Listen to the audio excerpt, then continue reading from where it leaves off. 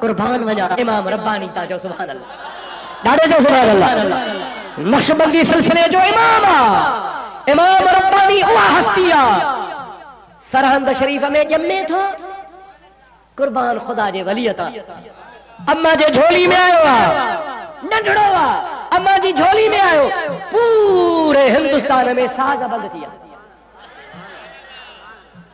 दोहलारी दोहल वजाए तो आवाज न अचे सारगी वारो सारगी वजाए तो आवाज न अचे तंबूरे वारो तंबूरो वजाए तो आवाज न अचे सारगी वारो सारगी वजाए तो आवाज न अचे चंग वारो चंग वजाए तो आवाज न अचे बाजे वारो बाजो वजाए तो आवाज न अचे जेके भी दुनिया जा साज हन सभनी साज वारा साजंदा वजाए पिया तो आवाज न निकरे हिकड़े गोठ में बे गोठ में टे गोठ में दिल्ली में दखन में बंबई में अहमदाबाद में लखनऊ में पूरे हिंद सिंध में आवाज बंद थी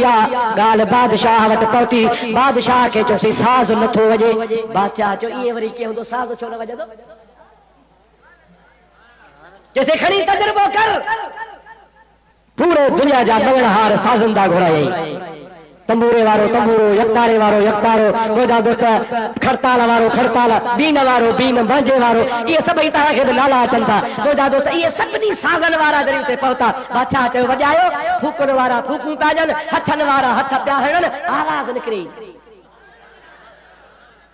बादशाह जादूगर घुराया बादशाह आलम घुराया बादशाह चपड़ा घुराया बादशाह इल्म जायचे वारा घुराया बादशाह इल्म जफर वारा घुराया छा ॻाल्हि साग जो कम वजण छो नथो वजे सभनी हिसाब कयो सोचे सोचे चवण लगा बादशाह सलामत का गाल समझ में नथी अचे हिकड़ी गाल समझ में थी अचे केड़ी आलमे अरवाह मां को पाक रूह जमीन ते आयो आ जेको क़यामत ताईं मुझे मोहम्मद जो शरीयत के जिंदा रखंदो चो सुभान अल्लाह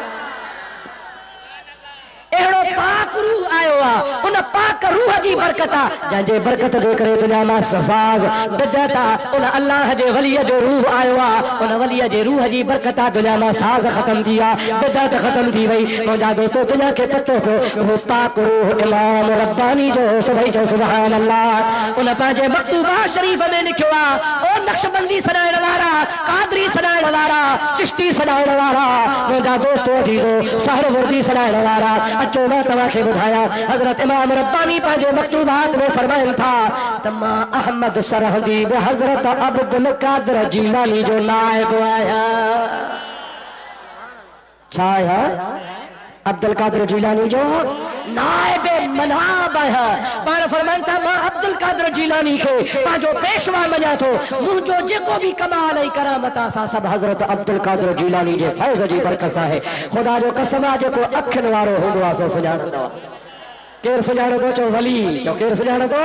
वली इमाम रब्बानी साहिब विलायत हो उनखे ख़बर ही त हज़रत पीरान पीर जो केॾो वॾो मक़ाम आहे कुर्बान वञा गौसे पाक रज़ी अल्लाह ताला अन्हु खुदा जो कसम आहे पीरान पीर जो क़यामत ताईं फैज़ हलंदो सभई जो सुभान अल्लाह